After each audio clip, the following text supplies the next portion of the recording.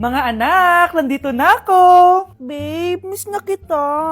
Ano ba yan? Hindi kayo marunong maglaro ng rollbox? Aba, wala silang pake oh. Parang wala umuwi. Tapos wala pang nalilinis dito sa bahay. Babe, date mo naman ako. Mag-aamongis na nga lang ako. Tignan ko na lang kung di nyo ako papansinin. Ang bango. Nandiyan na si nanay! Yung favorite chicken ko! O ano, nagutom kayo, no? Grabe, ang laki ng part na nakuha ko. Solid! Paano hindi magugutom, Nay? Ang sarap nito.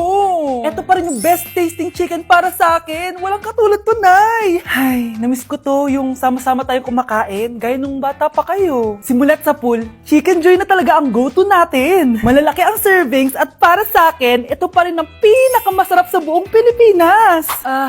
Nabusog ako, Nay. The best ka talaga. Babe, sa Jollibee tayo mag-date bukas, ha? O kayo, comment kayo kung bakit Chicken Joy pa rin ang go-to fried chicken nyo. Grabe, mag-New Year na pala mamaya. Anak, anong New Year's resolution mo? New Year's resolution? Di na ako magiging marupok, Nay, promise. Few moments later. Happy New Year, anak! Huwag ka na marupok, ha? New Year na! Happy New Year, Nay! Tumatawag. Nay, tumatawag si Crush. Diba, di ka na marupok, anak? Hindi na ako marupok, Nay. Hello? Hindi na kita crush. Huwag mo na akong tawagin. Ganun ba? Sayang naman, ka-crush back na sana kita. Pero sige, di na kita guguluhin. Isang prank! Crush din kita! Happy New Year! I love you! Pare, anong itsura mo pag nawalan ka ng pera? Asan yung 5 ko? Nawawala yung 5 ko! Uy, paano naman pag nanalo ka sa loto? Loto? Yay! Nanalo ako sa loto! Uy, Ano? paano iniwan ka ng jowa mo tapos nalaman mo meron na siyang iba?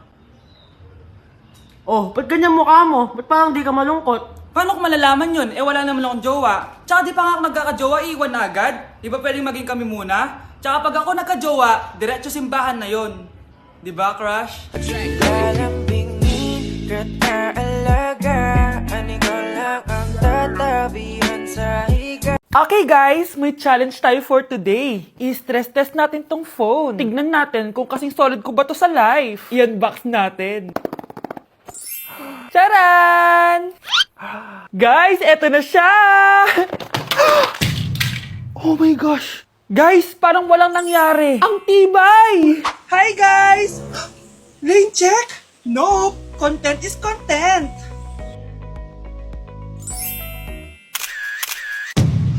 Ay! Naku, wait lang! Buhay pa ba to? Aba, walang gas-gas! Ay, corning curve glass nga pala to! Mas durog pa ako dito eh.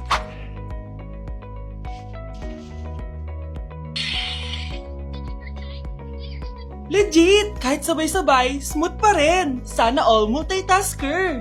Conclusion? Kung gusto mo ng phone na hindi sumusuko kahit ilang beses mong i-drop, Super 26 Ultra yan! Eating only 7-Eleven for a day. Let's go! Ano ba, gising na magkukontent ka? Patayo na dyan. Good morning, guys! So, ginising ako agad nga ni Bunch. 11 a.m. na. So, magbe-breakfast tayo. Alam niyo na kung saan. Papunta na kami. And yung 7-Eleven dito, guys, sobrang layo. Like, sa kabilang barangay pa. Hulaan niyo kung nasan ako. Nasa isang branch ako na binigay sa akin ni Daddy. Thank you, taxpayers! Wow, ang daming choices, oh. Umagang-umaga, samgyup sa lagad. Ano yan? Balik mo yan. Ano na naman to? Bayaran mo to Sabi di ba breakfast lang? Parang mag-fiesta na tayo dito eh. Let's eat! So, itry na natin tong spam musubi. Yan. Masasarap yun sa Japan, pero masarap din naman to. Meron tayong samgyupsal. Oh! Baho Wow, Next is lasagna! Favorite ko yan. Masarap siya, guys. Mantikan ko na makalimutan itong matcha latte from Chingu.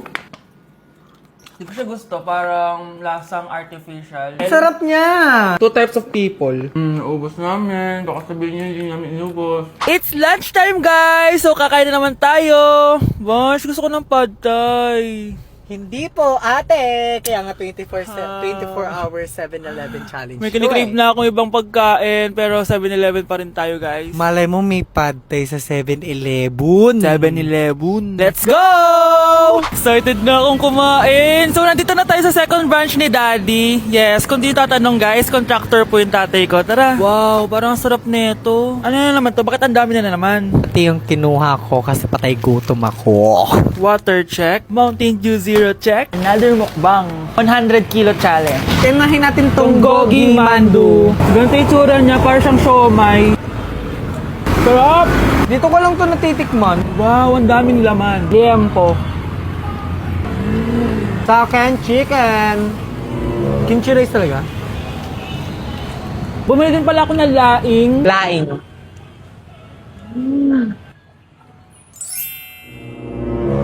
Hindi ko siya bet. Pwede dessert? May dessert pa? Busog na naman! Next Kaya stop! naman- Next stop na namin is dinner! It's dinner time! So, it's 7:17 na ng gabi and medyo nagugutom na tong tao na to. Saan kaya tayo kakain? Ayan, saan pa ba? May sisig, oh. Let's eat this. Guys, may Bicol Express. Okay, mukbang na naman. Kuya, pabili nito lahat. Okay guys, mag-haul na naman tayo, no? Tara! Guys, una natin titikman nitong chicken fillet nila. Parang, Parang family chicken nga. Sarap. ano natin ng bulgagi. Mmm. Sarap, di ba? Sarap! Unboxing! Sana secret. Oh my gosh! Ang sarap nito!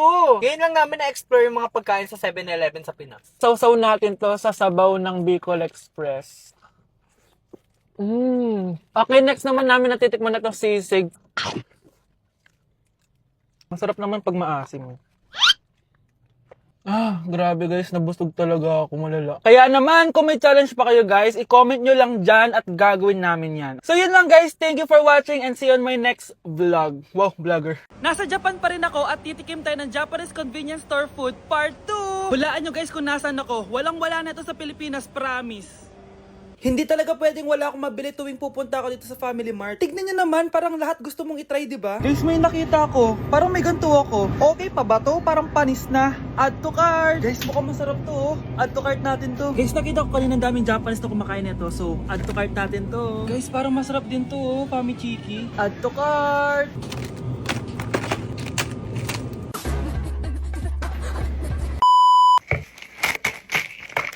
Tikman na natin! Una natin titikman na itong mukhang baya. Bakit kaya ganito kulay niya? Ito yung amoy niya, amoy mani. Unang kagat. Masarap siya pero lasa siyang mani. Oo eh. Masarap siya! Sarap siya. 7 out of 10 to. Next natin tong Pamichiki. Tignan nyo guys, grabe. Walang buto to ah.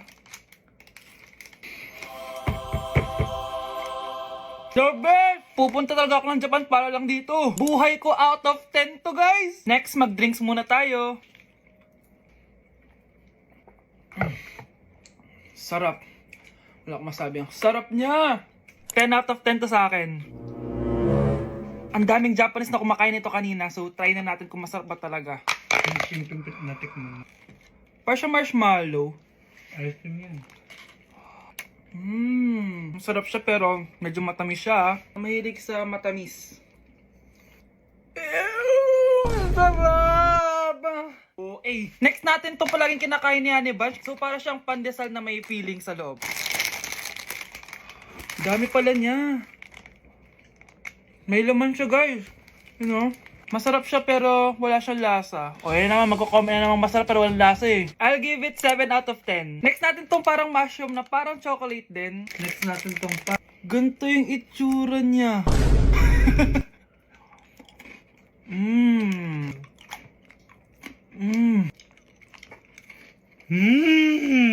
Uy talaga. Masarap to guys, 9 out of 10. Okay guys, last natin tong soy sauce flavored moisturized crackers. So lasa siyang toyo. Tikman na natin. Amoy singit. So ganito yung itsura niya. May singit. Wag nyo i-try guys. 1 out of 10 lang to. yun lang naman guys, no? Kung gusto nyo ng part 3, mag-comment lang kayo dyan. And malapit na kami umuwi sa Pilipinas. Bye-bye!